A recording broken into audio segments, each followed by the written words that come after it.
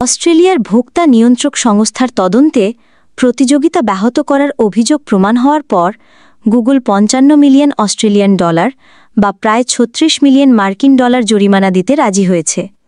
গুগলের বিরুদ্ধে অভিযোগ ছিল দেশটির দুই শীর্ষ টেলিকম কোম্পানি টেলস্ট্রা ও অপটাসকে অর্থ দিয়ে গুগল অ্যান্ড্রয়েড ফোনে তাদের সার্চ অ্যাপ প্রি-ইনস্টল করেছিল, যাতে প্রতিদ্বন্দ্বী সার্চ ইঞ্জিনগুলো বাদ পড়ে যায়। এই চুক্তি কার্যকর ছিল ২০১৯ সালের শেষ থেকে ২০২১ সালের শুরু পর্যন্ত। Australian competition and consumer commission ACCC জানিয়েছে এই ব্যবস্থার ফলে প্রতিযোগিতায় বড় ধরনের প্রভাব পড়েছিল। তবে গুগল এখন আর এ ধরনের চুক্তি করছে না এবং জরিমানা দিতে সম্মত হয়েছে। ACCCর চেয়ার জিনা ক্যাস গটলিয়ে বলেন, এই রায় অস্ট্রেলিয়ার লাখো ব্যবহারকারীর জন্য ভবিষ্যতে আরও বেশি সার্চ বিকল্পের সুযোগ তৈরি করবে এবং প্রতিযোগী সার্চ ইঞ্জিনগুলোও বাজারে প্রবেশের সুযোগ পাবে।